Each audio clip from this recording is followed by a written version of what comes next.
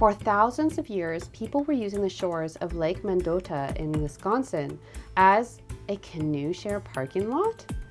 New non-destructive imaging scans of the eastern face of Menkaura's pyramid at Giza reveal that there might have been a second entrance that's been sealed for thousands of years. And after 20 years, development of a fourth mummy film has been confirmed, with Brendan Fraser saying it's time to give the fans what they want. These are just 3 of the archaeology stories that hit headlines this month. Today, I will be your tour guide on a journey through time exploring these latest exciting stories from around the world, having used my years of experience as an archaeologist to carefully research and put together these monthly videos of well-sourced and interesting news about real archaeology. No pseudoscience, clickbait, or AI here. If this all sounds like it's right up your trench, stay tuned to dig deep into these captivating stories from our past. All right, everyone, let's dig in to the discoveries.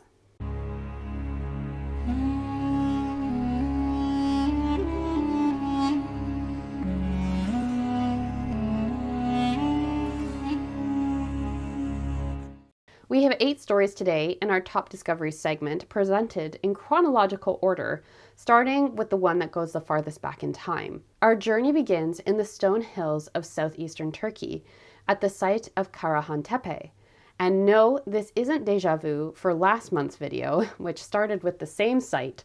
They just found something else really exciting. Karahan Tepe was inhabited for roughly 1,400 years, from 9,400 to 8,000 BCE.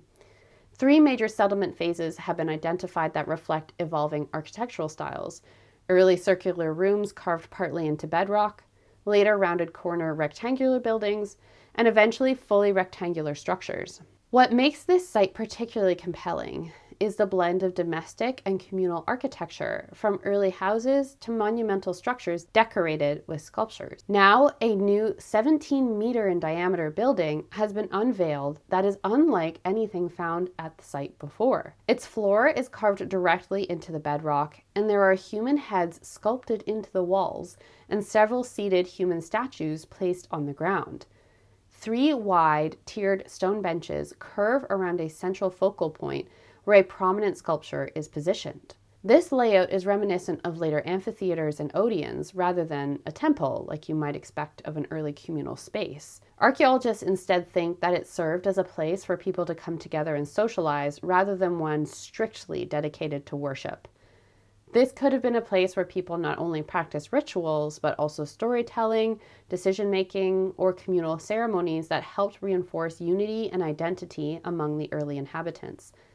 Restoration and excavation work here is ongoing, and I'm sure we'll have more exciting news from them soon. Today's video is sponsored by AncientCyprus.com. Cyprus, inhabited over 12,000 years ago in the pre-ceramic Neolithic period, boasts a long and complex archaeological history. AncientCyprus.com is dedicated to fostering interest in Cypriot and Levantine archaeology and supporting archaeology communication. Their work encompasses a diverse array of projects, from developing articles on topics like early Bronze Age pottery to producing 2 billion pixel surface scans of ancient objects and creating extremely high-res 3D models of archaeological ceramics that allow for detailed inspection of surface damage. The organization's goal is to document the entirety of Cypriot and broader Levantine archaeology and material culture. In sponsoring this video, all they want you to do is check out their website, which is linked in the description of this video, so head there after this to learn more about ancient Cyprus. Our next story brings us to Lake Mendota in Wisconsin, USA, where archaeologists have found an ancient canoe parking lot. This story began in 2021 when the remains of a 1,200-year-old canoe were located submerged 7 meters deep in the lake that lies within the heart of Madison City, Wisconsin's capital. The following year, 3,000 and 4,500-year-old canoes were found underneath the first, and a 2,000-year-old canoe right next to it. Further work has now identified 12 additional canoes, bringing the total to 16, with the oldest dating back over 5,200 years, making it the 3rd oldest canoe found in eastern North America. Of the 16 canoes identified, half were constructed of either red or white oak, and net sinkers were found with 2, implying that they were used for at least partly for fishing. They were found in 2 distinct groups that, when compared to mapped trails used by local indigenous communities, indicated that the canoes were deposited in those spots strategically for ease of travel, not just fishing, hence the linking of them to the modern concept of a parking lot. The surrounding landscape looked very different before European settlers arrived, with large bluffs that made traveling over the land difficult in some areas. Canoe travel may have been more efficient for certain routes. It's also thought that the canoes were likely not owned by individuals, but rather shared among members of communities and stored at these designated points, similar to modern community bike sharing programs. 2 of the canoes have been recovered from the lake and are nearing completion of a multi-year preservation process to ensure their long-term stability, with one of them slated for exhibition in the future Wisconsin History Center, which is set to open in 2027. Archaeological work at the lake is also ongoing and may yet reveal even older specimens. You can learn more about the canoes from the Wisconsin Historical Society. Their YouTube channel even has a video, linked here, of them recovering the first canoe in 2021. Our next story takes us to one of our regular stops, the Giza Plateau in Egypt. There, 4,500 years ago, King Menkaura built his pyramid in the shadow of his grandfather and father's monuments. Standing 61 meters tall with a 51-degree angle of slope, the outside of it is made up of granite for the first 16 to 18 courses, before then continuing to be finished in Tura limestone. Recently, the potential existence of a second entrance to the pyramid has been proposed, based on visual similarities between the polished and well-finished sections of granite cladding on the eastern face with those on the north face where the main entrance currently is. Researchers from the Scan Pyramids project set out to investigate this and have just published a paper on how they used non-destructive remote sensing techniques to identify 2 possible hidden anomalies beneath the polished eastern face. 3 different methods were used: electrical resistivity tomography, ground penetrating radar, and ultrasonic testing, the same multimodal method that revealed the hidden corridor in the Great Pyramid in 2023. The imaging results of each were then merged to create a single high-res image and gave them an unparalleled view beneath the stone without causing any damage to the pyramid itself. The first anomaly, called A1, lies roughly 1.3 meters below the surface and is around 1.5 meters wide and 1 meter high. The second is called A2, and begins at a depth of 1.13 meters and measures around 0.9 by 0.7 meters. The data strongly suggests that these are not natural fissures or cracks, but deliberate architectural features, and are likely air-filled voids extending into the limestone core of the pyramid. The data for A1 in particular matches a configuration where a trapezoidal granite block is positioned above a hollow space, possibly the beginning of a sealed corridor or chamber. To ensure accuracy, the team also conducted simulation experiments using open source modeling tools to help differentiate between potential explanations, such as denser granite layers versus true air-filled cavities. The results consistently supported the interpretation of intentional voids. However, their full extent and function remain uncertain, as the limited penetration depth of the testing tech mean we can't determine yet how far they extend into the pyramid. The team has recommended further studies using complementary methods like muon tomography, infrared thermography, or microgravimetry, and they're not just jumping to, let's drill a hole into it and see. This is the most compelling evidence to date for a possible second entrance to this pyramid, and if verified, this could fundamentally reshape our understanding of its design and ritual symbolism, as well as give us an opportunity to access part of it that hasn't been opened since it was sealed thousands of years ago. Just imagine what we might find inside. Now we head to southern India, where workers restoring an ancient Shiva temple have found a cache of ancient gold coins. They were discovered between the sanctum sanctorum of the centuries-old temple during authorized renovation work. As they dug beneath the temple floor, they came across a sealed mud pot that, when opened, contained a gleaming collection of 103 neatly stacked gold coins. Initial studies indicate that they may belong to a transitional phase in the 13th and 14th centuries between the late Chola dynasty and the emerging Pandya rule, a period known for its vibrant trade, maritime links, and temple-based economy. Gold was the foundation of the financial exchange in this era, and temples often served as spiritual and economic centers, receiving gold donations and managing land endowments. The discovery of the coins beneath the sanctum suggests that they could have been part of the temple's treasury, an offering to a deity, or a votive deposit made during uncertain times to safeguard sacred wealth. Archaeologists and numismatists have begun examining the inscriptions, iconography, and metallurgical composition of the coins to establish their precise origin. If confirmed to date to the late Chola or early Pandya period, the hoard would serve as tangible evidence of how temple economies operated during this time, as well as offering insight into how wealth was stored, circulated, and protected in the context of shifting political landscapes. The coins are undergoing detailed scientific testing and historic documentation before being conserved for public display.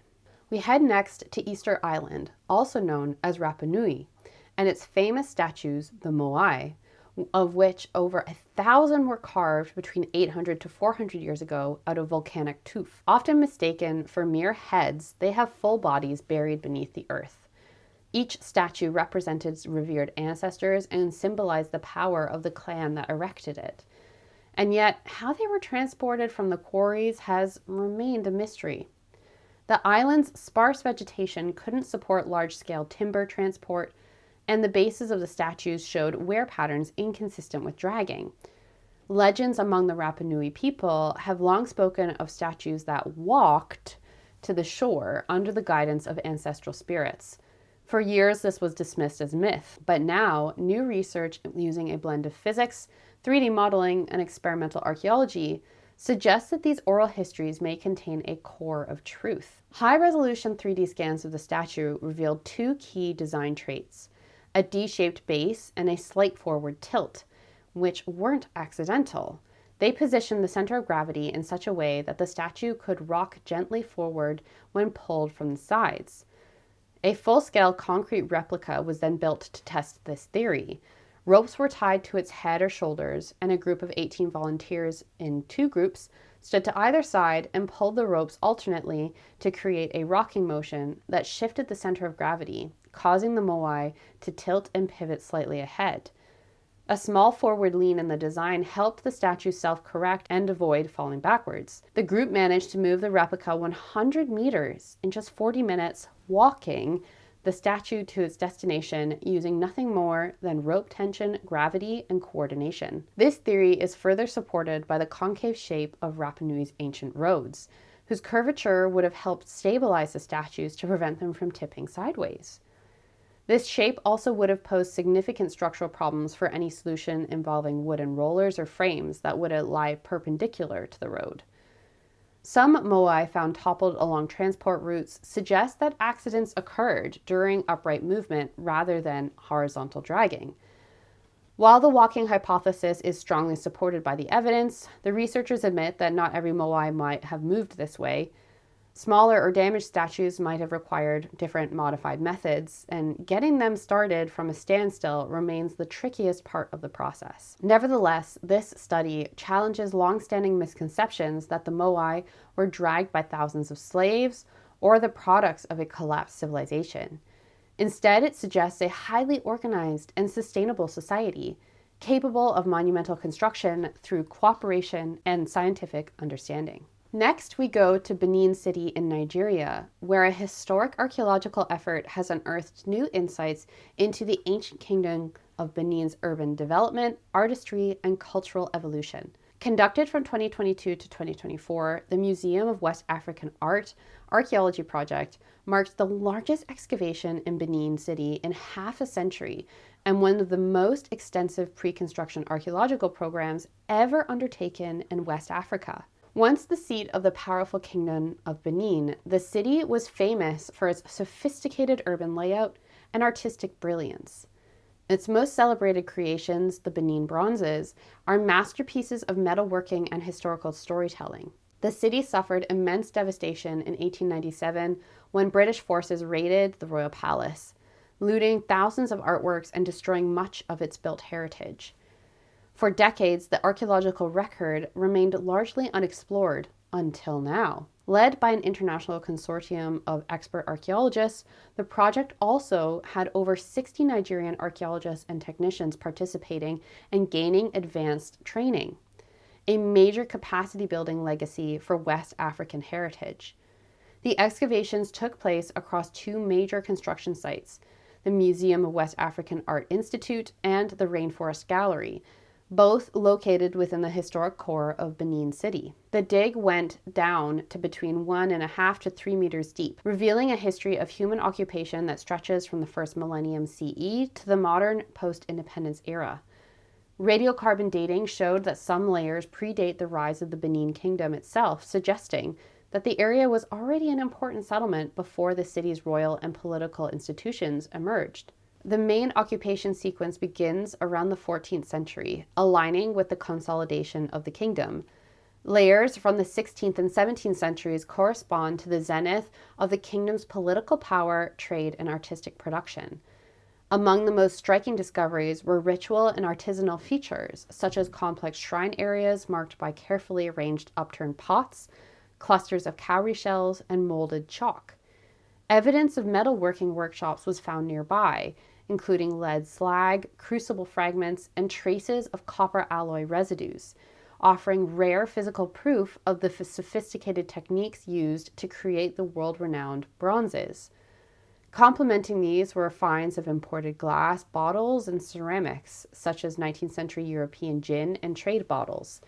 Evidence of the aftermath of the 1897 invasion was also uncovered in the form of layers of burning and debris associated with the palace's destruction. Later deposits include artifacts from the Colonial Police Headquarters and Post-Independence Hospital. The new Museum of West African Art Institute will serve as a world-class research, conservation, and storage center for archaeological materials from across West Africa. Its laboratories will analyze ceramics, metals, botanical remains, and organic residues to deepen our understanding of past economies, diets, and environmental changes. This project has delivered the most extensive systemic excavations of Benin City, revealing a comprehensive archaeological picture and a chance for a wider understanding of the West African past. It also highlights opportunities for archaeological research and mitigation in advance of construction in Nigeria and West Africa. This next discovery is quite special since it comes from my own backyard.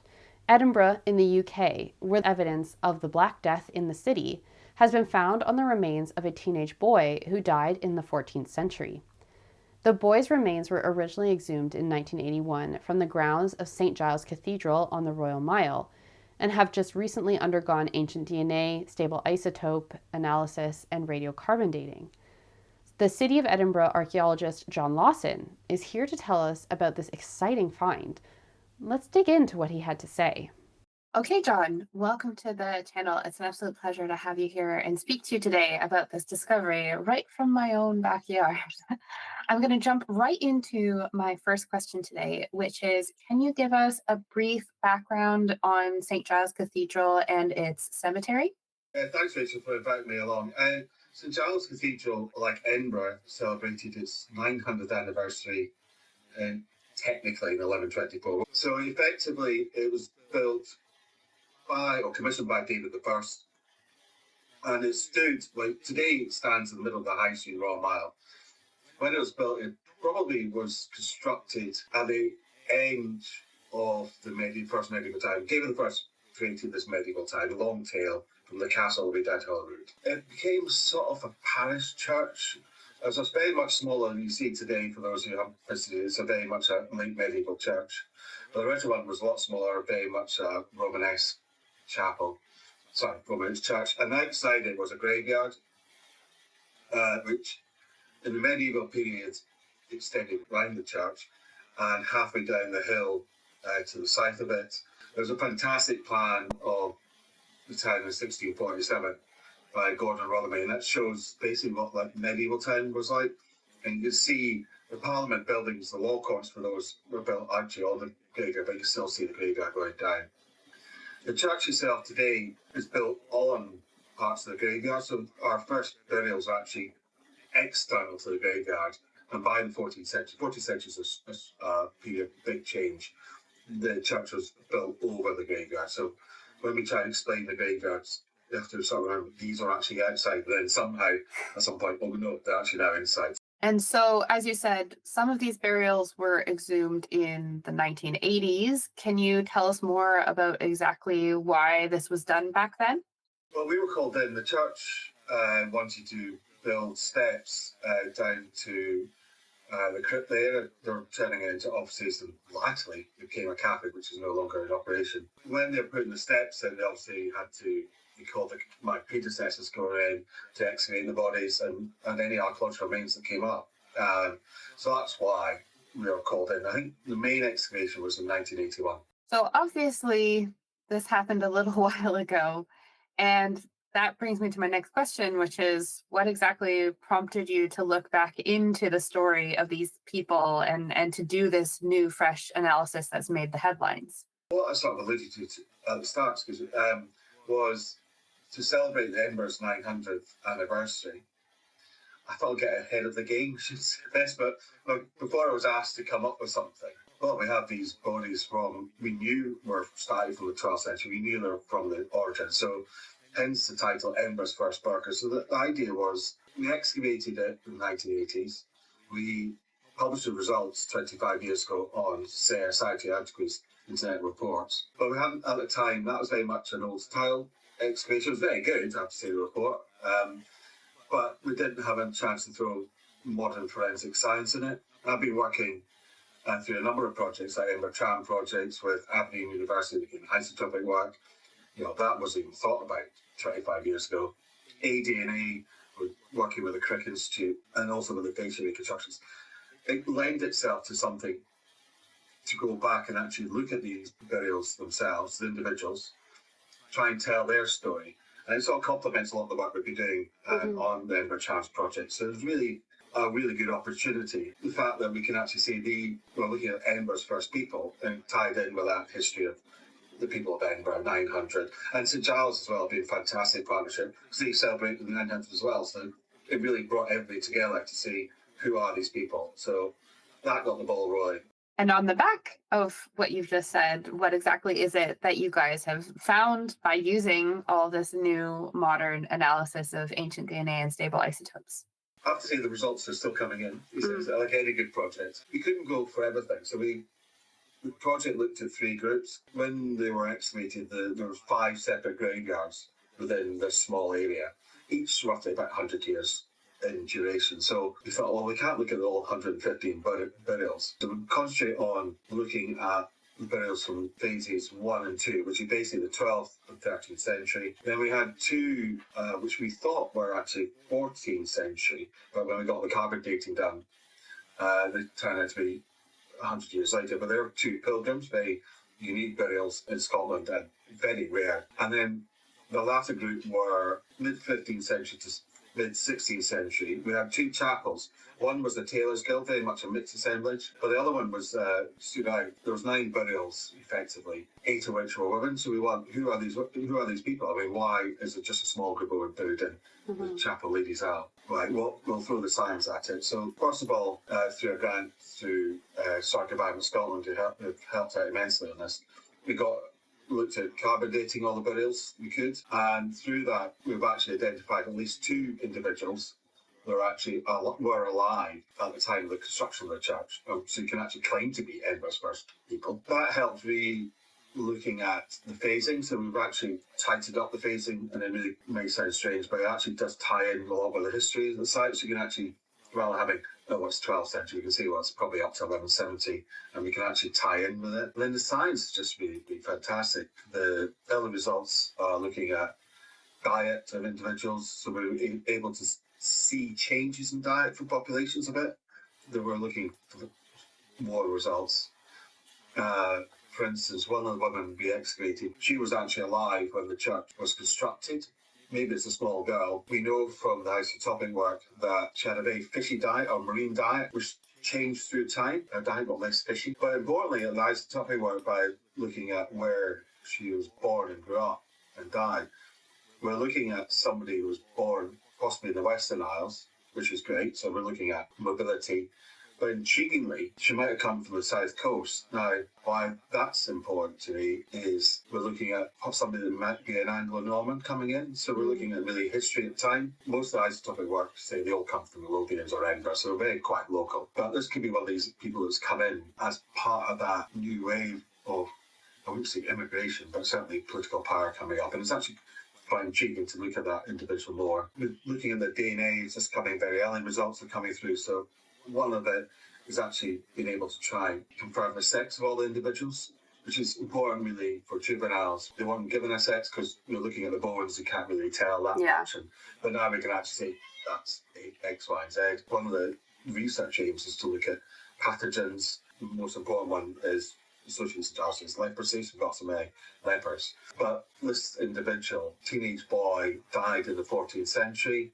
Now we know he died before 1370 or 1380 because he was buried externally, but by that time it was internal. So we know stratigraphy. There was no pathology on this teenage boy, but when the early results from the crypt came back, they showed they had the pathogens, the bacteria for the Black Death. That opens up my eyes as an archaeologist to what are we missing, because there's no way without actually doing this scientific work that would actually know this person died of the Black Death. So that's really exciting. I mean, it's actually putting that individual story onto that teenage boy. And am I correct in thinking that this is the earliest known case now that we definitively have of the Black Death showing up in Edinburgh? We have evidence of plague pits from a massive epidemic that happened in 1645. But this is the first one really from the medieval period. I think the exciting part is we didn't know that person had the Black Death. You can't tell because the evidence would be in the flesh and that would be gone. And it's really sort of going, we can use aDNA if it survives. Because you've got to remember that over half the population of Edinburgh died within a year. You know, it was a massive thing. That's insane.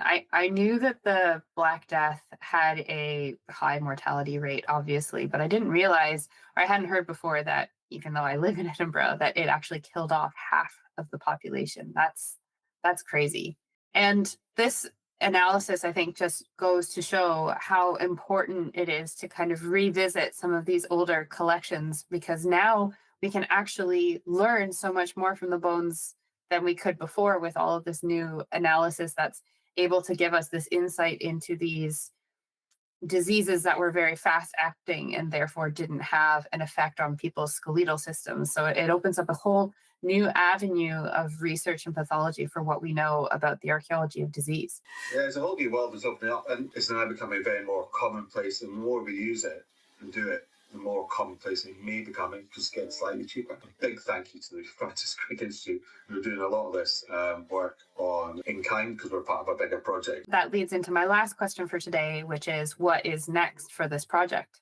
The isotopic analysis and aDNA analysis being undertaken at the moment, so we'll be looking at getting the results back next year, then publishing the results, hopefully submit a paper to Science for publication online. But we're also, on the back of what we're doing, there's looking at more of the human remains, because the results have been so good, so HS are helping out with a bit some more carbon data for that, which we really appreciate. But I've also found a little bit of money to go and look for ground penetrating radar within the church next year with AOC, because one of the things we'd love to know is there's anything surviving of the original church. So it was largely demolished by many armies in the 14th century, so whether anything survives that's the exciting bit, and we're fingers crossed. So the whole paper we're looking at new science. Well, you'll have to keep us updated on what's going to happen. I look forward to hearing from you in future. Thank you so much for coming on. It's been a pleasure talking to you today. My pleasure, Rachel. Appreciate it. What a fascinating discovery. Our last find for this month comes from the coast of Colombia, where the San Jose galleon sank in 1708 while laden with 180 metric tons of gold, silver, and emeralds worth billions of dollars. Dubbed the Holy Grail of shipwrecks, it was located in 2015 and has been subject to numerous disputes of who owns the ship and its cargo. The Colombian government decreed that all shipwrecks in its waters belong to the country and has since moved to survey and later salvage the wreck and its contents. For years, it has only been surveyed remotely, but now researchers have moved on to recovering and preserving artifacts from the wreck.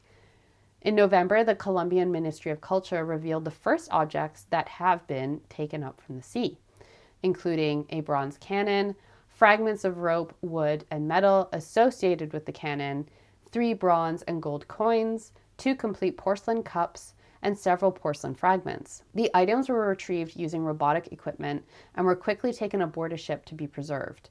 The cannon was placed in a refrigerated container while the coins were stored in salt water to prevent deterioration. Work to preserve them is ongoing, and the government hopes to eventually display them in a museum. That's it for our top discoveries. Which one was your favorite? Let me know in the comments. If you enjoyed this segment, don't forget to subscribe, hype, or like the video. Now we're going to move on to current news and events. Our first news story is actually an update on a previous discovery from March 2025. A Maori ocean-going canoe called a Waka found in the Chatham Islands 800 kilometers west of New Zealand.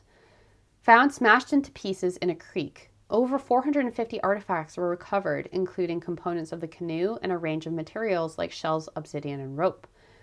Initially dated to between 1450 and 1640, the radiocarbon dating has now narrowed that window significantly, indicating that the Waka arrived on the remote archipelago between 1440 and 1470 CE, providing rare physical evidence of mid-15th century Polynesian exploration, reaching one of the most isolated island groups in the region. The dating focused on short-lived organic materials that surrounded the canoe rather than the Waka itself, as the long life of trees can return dates unrelated to the actual use of an object. This is a well-documented problem in radiocarbon dating known as the old wood problem. Instead, they tested plant materials, rope, and a Hugh bottle gourd. The presence of the bottle gourd is particularly significant. These were essential in Polynesian life, used as containers, floats, storage vessels, and sometimes in ritual contexts. Its appearance here demonstrates transported horticulture rather than accidental drift, strengthening the case for a purposeful voyage. Next is the exciting news that archaeologists have resumed digging at the site of Ugarit in Syria after nearly a 14-year hiatus due to the civil war. Ugarit was a vibrant coastal city that thrived between 1450 and 1195 BCE. Known for its extensive trade networks that linked Egypt, Anatolia, Cyprus, and Mesopotamia, it was a crossroads of commerce and culture in the region. Scholars believe that its sudden destruction around 1190 was the result of invasions by the mysterious sea peoples. Now, a new joint Italian-Syrian archaeological team has resumed fieldwork near the coastal city, conducting a month-long excavation at a previously unexplored mound believed to have connections to the broader Ugaritic kingdom. Working in 4 separate excavation areas, they have already begun identifying surface artifacts and architectural remains. And hopefully, this is just the first of many archaeological missions that will return to Syria and help it reclaim its heritage from looters and religious zealots. Our last story this month comes from the entertainment sector. Hollywood's obsession with nostalgia and the recent career revival of Brendan Fraser has made rumors swirl that he and Rachel Weisz are currently in talks to star in a 4th movie in the Mummy franchise, directed by filmmaking team Radio Silence. One source describes the project as not a reboot, but rather a sequel that would disregard the events of the 3rd Mummy movie, which thank goodness, because, it was bad. Brendan Fraser spoke with the Associated Press and had this to say: "The one I wanted to make was never made. The 3rd one was a model of, how can I say this? NBC had the rights to broadcast the Olympics that year, so they put 2 together and we went to China. Working in Shanghai, an incredible experience. I'm proud of the 3rd one because I think it's a good standalone movie. We picked up and did what we do with a different crew on deck and gave it our best shot. But the one I wanted to make is forthcoming, and I've been waiting 20 years for this call. Sometimes it was loud, sometimes a faint telegraph. Now it's time to give the fans what they really want." As someone who has 3 DVD copies of 1999's The Mummy and who actually tried to learn to speak ancient Egyptian from watching the films as a kid, I can tell you I am really, really excited about this. I've got all my fingers and toes crossed that this is going to go somewhere good. And also that maybe I can boost my audience enough that they'd invite me to go to the premiere, and then I could actually like meet Brendan Fraser and Rachel Weisz and all those people in person. You know, just putting it out there, just floating it. If anybody happens to see it, you know, that's great. That would be great. All right, everyone, time to pack up our finds and hang up our shovels. That's everything for this video. Did you like it? Which discovery was your favorite? Is there anything that I missed? Don't forget to comment, like the video, or subscribe to the channel before you leave. If you're feeling extra generous, you can give me a super thanks, a Ko-fi donation, or check out my Redbubble shop of archaeology merchandise, all designed by myself. All the links are in the description. Taking a few seconds to support me in any way that you can helps to grow the channel and promotes quality heritage content that is well-sourced, researched, and presented by somebody who actually is an expert in this subject. It shows the algorithm that people are interested in real archaeology. Thank you so much for watching. Stay curious, and I hope to see you on my next adventure inside archaeology.